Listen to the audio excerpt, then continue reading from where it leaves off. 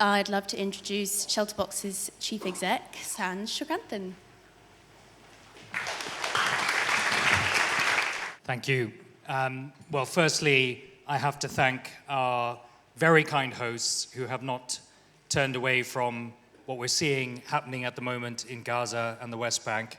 And that's, of course, Henry and Clara. So thank you so much for putting this on.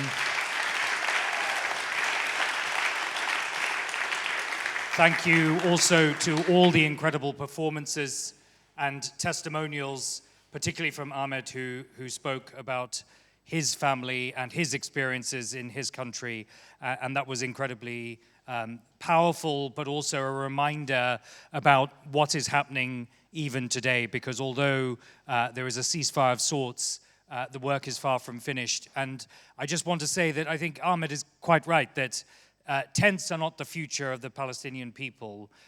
They are just a stepping stone to returning to their homes. And the hope always, not just in our response in Gaza, ShelterBox, but everywhere, is that one day they will be able to pack the tents away, which they can keep, and put it away like a bad memory, and return to those homes. So it's far from the end of this journey, but it is part of that journey from the rubble you saw in those devastating pictures to the Gaza that you saw in Ahmed's early pictures that we hope can be rebuilt and will return.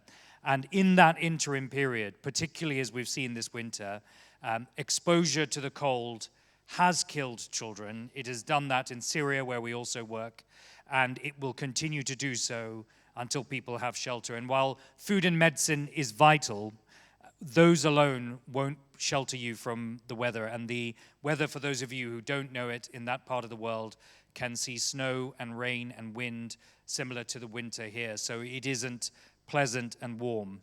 And even in the summer, the lack of dignity and the way we effectively are allowing a dehumanizing narrative to exist for Palestinians can be turned around in small part through shelter, but also through aid. And if you're looking at the world today and saying, what are we going to do about leaders who show apathy or indifference, not just to Gaza, but so many places, cutting aid and ignoring the plight of people on the front lines of crisis?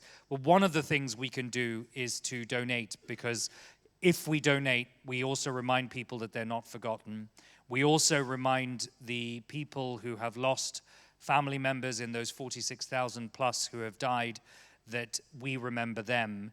But more importantly, I think we remember Atta Jabba, because there is no path out of this conflict through hate. So while we as a humanitarian organization can't surrender to hate, and we have to be neutral, and we have to help everyone regardless of their political allegiance, it's a motto, it's how humanitarian organizations work. It's too easy for our supporters to just give in to that, and he's quite right. I grew up in Sri Lanka until I was 6 in a conflict, and I can tell you there is no path to peace through hate. So we have to channel our frustration and our anger about what we're seeing, and we have to do something about it.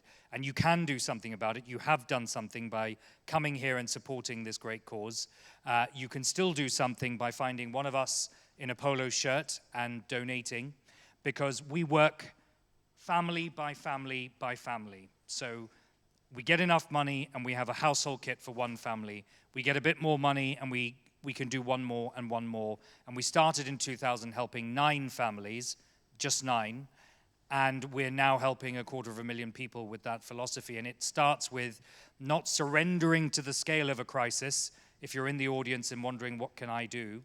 But actually thinking about one family and another family and another family, so that you can help us on that journey that over the last 25 years has meant we've helped 3 million, and we hope to do far more in Gaza. We have to also fight the apathy outside of this room. Gaza has not been a successful fundraising appeal for us or any other humanitarian organization. There are too many embarrassed to support it or do it quietly because they fear social media backlash. Even on the guide here, you'll see what Henry and Clara have written about not being ashamed about this crisis. And why should we be? Because no other crisis we respond to has this sort of mixed, embarrassed reaction, because these people are the same as in any other conflict, and they deserve that compassion. So if you can't donate or you have already donated, please also think about going out and being an ambassador for what you've heard today, perhaps going along to the film screening and seeing Bruno on the March 5th. But keep the story alive, because that also helps Gaza. So thank you. Thank you for your support. Thank you for being here. And if there's any questions we can answer for you, they're a bit shy in the polo shirts, but they don't mind if you go and talk to them. And if you don't get a chance to talk to them, please come and see us and talk to us on shelterbox.org. Phones are open, as well as website and email. So any way you like, we would love to hear from you and hear about your story and why you'd like to be part of what we do. So thank you, and thank you, Henry Clara.